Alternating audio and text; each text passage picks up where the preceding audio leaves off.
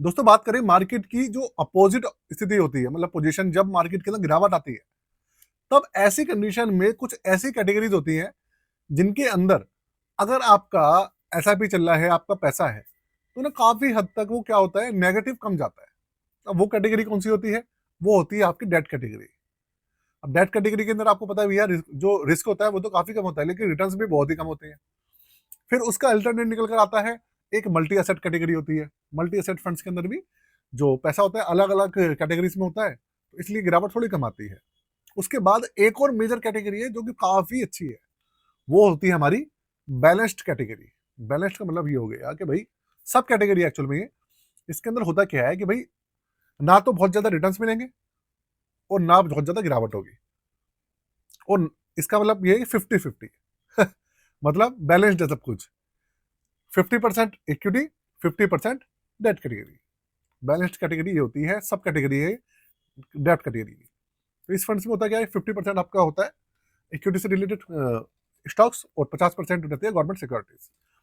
तो इसी कैटेगरी का एक धुरंधर फंड है जिसका मार्केट की अगर मैं बात करूं, मार्केट कैप की, एयूएम की, पता है वो कितनी है? 1 लाख करोड़ से ज्यादा। इंडिया के अंदर सिर्फ यही एक ऐसा फंड है जो कि पराग पारिक फ्लेक्सी कैप फंड के बाद ये कारनामा कर पाया है। पराग पारिक फ्लेक्सी कैप फंड का एयूएम करीबन 1,20,000 करोड़ के आसपास है, और इसका भैया 1,03,4 करोड़ के आसपास है। तो भाई ये फंड इसलिए कर पाया है क्योंकि लोगों का भरोसा है इसके अंदर, रिटर्न्स अच्छे हैं, बहुत अच्छी परफॉर्मेंस है। तो आज इसका रिव्यू करने वाले हैं। हो सकता है मुझे आपको लगा हो कि भैया स्टार्टिंग में मैंने डिटेल थोड़ी सी लंबी खींच दी, लेकिन आपको थोड़ा सा बताना ना ज्यादा, बहुत ज्यादा जरूरी होता है, क्योंकि नए लोग देखते हैं, बहुत सारे लोग वीडियो। तो आज इसका रिव्यू करेंगे, रिव्यू बहुत जल्दी खत्म करेंगे, बिल्कुल भी वीडियो में लंबा नहीं खींचूंगा। तो उससे पहले आप एक काम कर दीजिएगा, चैनल को सब्सक्राइब कर दीजिएगा और बेल के आइकन को जरूर दबा दीजिएगा दोस्तों, अगर आपने अभी तक नहीं दबाया है तो। चलिए चलते हैं कंप्यूटर स्क्रीन पर, जहां पर हम बात करेंगे। और एक चीज, इस फंड को लेकर या किसी भी फंड को लेकर किसी भी तरीके का रिकमेंडेशन नहीं है या सजेशन नहीं होगा दोस्तों, ना ही कोई प्रमोशनल वीडियो है ये। कंप्यूटर स्क्रीन आपके सामने चालू हो चुकी है। फंड का नाम आप देखिए, फंड का नाम आपके सामने है HDFC बैलेंस्ड एडवांटेज फंड। मैंने आपको बोला बैलेंस्ड कैटेगरी का फंड है। सबसे पहले मैं कुछ नहीं करूंगा, आपको दिखाऊंगा इसका पोर्टफोलियो। आप पोर्टफोलियो देखिए, समझिए, तब आपको पता चलेगा कि बैलेंस्ड कैटेगरी होती क्या है। ये देखिए,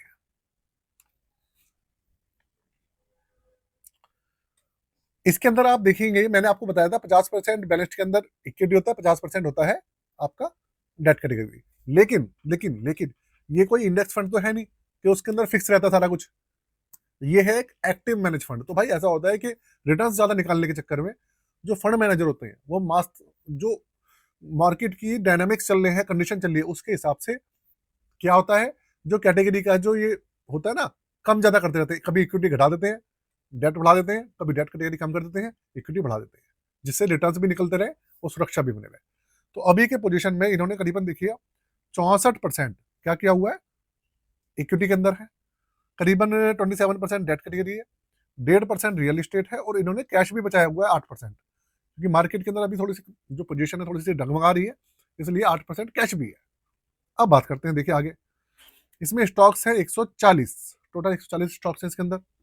और कंपनीज की बात करूं, जो जाइंट कंपनीज है बड़ी इसके अंदर, आप सबसे पहले देखो मिड कैप इसके अंदर कितना है, सिर्फ 10%, स्मॉल कैप 4.5%, मतलब मिड और स्मॉल हम मिला लें, दोनों को मिलाकर 15% है, और बाकी 85% है बड़ी कंपनी, लार्ज और जाइंट कंपनीज।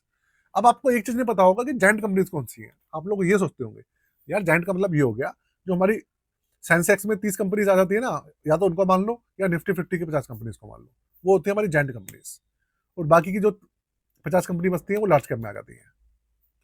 तो भैया 85% पैसा लार्ज कैप में है, ऐसा है।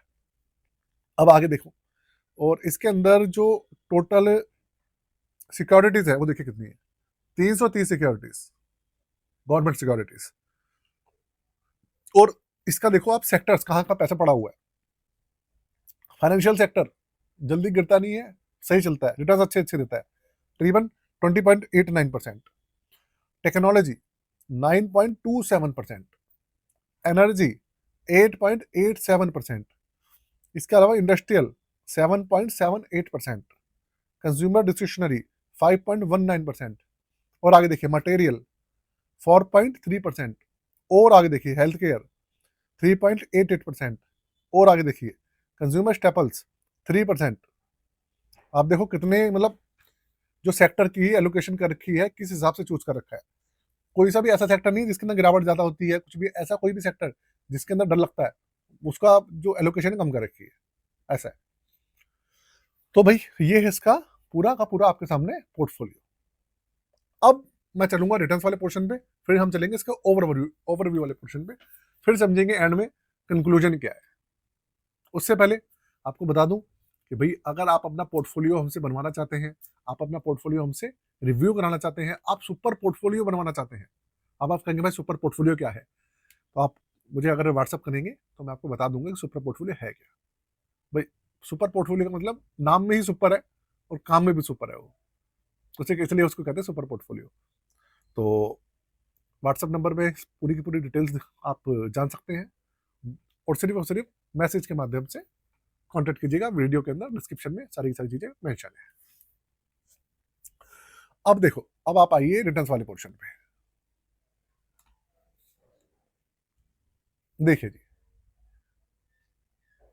10 साल का रिटर्न 15.30%, 7 साल का 16.92%, 5 साल का 23.85% है ना, 5 साल का। 3 साल का है 18.66%, 1 साल का है 5.51% और 5.5%। 1 साल में भी देखो पॉजिटिव है, 6 महीने में करीबन 5.64%, 3 मंथ में 3.31% का रिटर्न है, 1 महीने में भी 1.25% से ज्यादा का रिटर्न है। रिटर्न ठीक ठाक है। और मैं आपको बताऊं क्योंकि बैलेंस कैटेगरी है, तो आप सोचोगे यार ये मत सोचिएगा कि आपको स्मॉल कैप मिड कैप का रिटर्न मिलेंगे, भाई ऐसा नहीं होता है। बैलेंस कैटेगरी का मतलब ये होता है कि भाई आपको एफडी से काफी अच्छी रिटर्न मिल जाएगी, उसका मतलब ये होता है आप इन्फ्लेशन को बीट कर सकते हो, आप इन्फ्लेशन को बीट कर सकते हो, आप एफडी से ज्यादा रिटर्न पा सकते हो। लेकिन अगर आप सोचोगे आपको बहुत तेजी से पैसा ग्रो करना है, तो भैया ये फंड इस तरीके का नहीं होता है। ये कैटेगरी उन लोगों के लिए नहीं है, एग्रेसिव लोगों के लिए नहीं है। ये ऐसे लोगों के लिए जो कि पीस ऑफ माइंड चाहते हैं, पैसा थोड़ा सा बैलेंस रखना चाहते हैं, रिस्क कम रखना चाहते हैं, उनके लिए होती है ये कैटेगरी। अब आगे चलो आप, ये आगे हमारा इसकी अदर डिटेल्स। लॉन्च कब हुआ है? 1 जनवरी 2013। और इसका जो रेगुलर प्लान है वो और भी पुराना है, ये तो डायरेक्ट प्लान की बात हो रही है, 13 साल हो गए। बेंचमार्क देखिए, निफ्टी 50 हाइब्रिड कंपोजिट 50-50, मैंने कहा ना 50-50 रहता है इसमें, 50% equity 50% debt category. Open ended scheme है, कभी आइए कभी चाहिए, कोई रोक टोक नहीं है। एक्सपेंस रेशियो 0.73% है। जब से लॉन्च हुआ है तब से अभी तक 15.56% का CAGR। सोचो भाई CAGR कितना बेहतरीन है। रिस्क भैया वेरी हाई रहेगा, और AUM का 1,06,494 करोड़ रुपए। इसके अलावा 100 रुपए से मिनिमम लमसम और 100 रुपए से मिनिमम SIP चालू होती है, और एग्जिट लोड है 1%, लेकिन 1 साल से पहले 1%, लेकिन 1 साल से पहले अगर किसी को फिर भी कुछ करना हो तो 1.5%, 15% तक आप पैसा जो है बिना किसी चार्ज के इसमें से विड्रॉ कर सकते हैं। लॉक इन पीरियड नहीं है। और देखिए 5 स्टार की रैंकिंग है 5 स्टार की रैंकिंग। और जब से मैं आज तक मैंने मतलब स्टॉक मार्केट में काम करना स्टार्ट करा है, ये मुझे 5 स्टार पे ही दिखा है, 5 स्टार से नीचे कभी आया ही नहीं है। दूसरा, 3 साल का CAGR 18.66%, और NAV देखिए 572 रुपए। बात करें इसके नेगेटिव और पॉजिटिव की, तो देखो यार नेगेटिव जो है ना, ये पॉइंट जो मैं बता रहा हूँ ये नेगेटिव नहीं है, लेकिन मेरा ना एक तरीके से फीडबैक है HDFC के लिए। अगर इसका थोड़ा सा एक्सपेंस रेशियो थोड़ा सा कम हो जाए तो भैया आप समझ लो कि ये जो फंड है ना, इसके सामने सब फेल है, सारी कैटेगरीज फेल कर देगा ये। स्मॉल कैप और मिड कैप कोई बात नहीं कर रहा मैं, बाकी जितनी कैटेगरी सबको फेल कर देगा ये, अगर थोड़ा सा एक्सपेंस रेशियो और भी कम हो जाए तो। बाकी भैया वो तो म्यूचुअल फंड हाउस के हाथ में है, वो क्या करेगा क्या नहीं करेगा। बाकी अगर नेगेटिव की बात करूँ तो भाई अभी तक तो कोई नेगेटिव मुझे दिख नहीं रहा है। पॉजिटिव तो भैया सारी चीजें इसके अंदर पॉजिटिव ही पॉजिटिव है। हाँ, लोगों का ना एक क्वेश्चन रहता है, उसको मैं कवर करना चाहूंगा। वो लोग कहते हैं कि अगर किसी भी फंड का AUM जो होता है बहुत ज्यादा हाई हो जाए तो उसके अंदर आपको नहीं जाना चाहिए।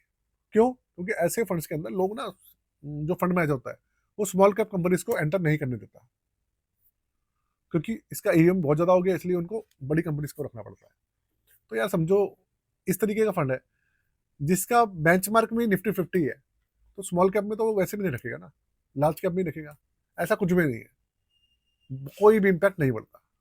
मैं आपको क्लियर बताऊँ, ऐसा कुछ नहीं है, बस र्यूमर्स फैला रखे हैं, रिटर्न्स के ऊपर कोई इम्पैक्ट नहीं पड़ता। तो चलिए अपनी वीडियो को यही खत्म करते हैं आज के लिए। जय हिंद।